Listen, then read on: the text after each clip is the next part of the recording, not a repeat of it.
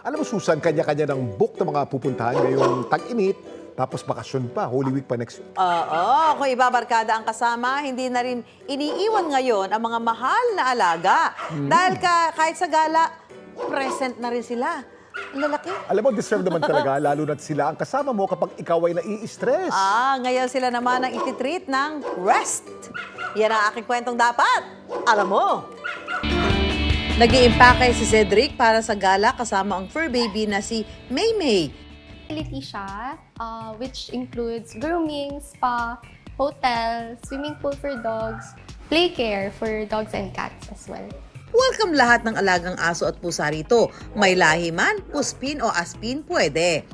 We require po na fully vaccinated yung mga pumapasok na guests sa facility namin. Medyo strict lang po kami sa tick and fleas.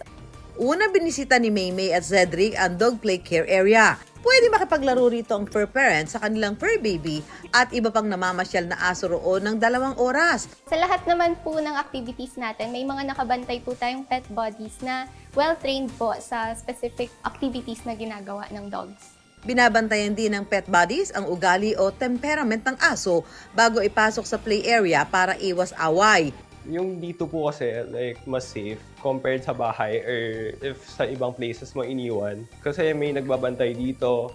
Sa daycare area, pwedeng iwan ng fur parent ang kanilang alaga ng 3 oras. So, yung 2 hours na yon is for playtime. Then, yung 1 hour na yon ginagawa namin for nap time ng dog. Kasi sometimes, exhausted na rin sila mag-play.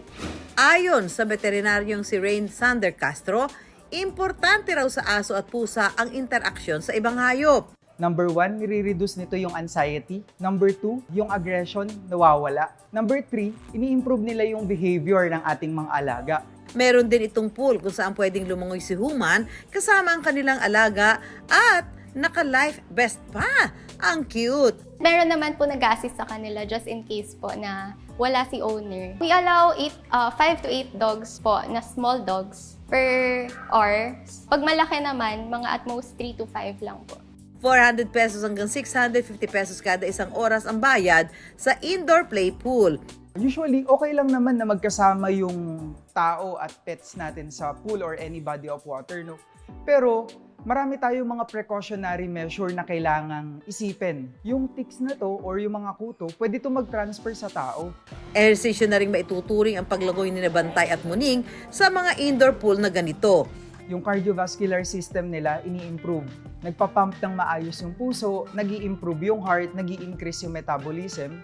Siyempre, mawawala ba ang grooming para sa ating mga alaga? Sa grooming po, rate starts from 500 po. Full na po yun with haircut na po, bath, ear cleaning, and nail clipping.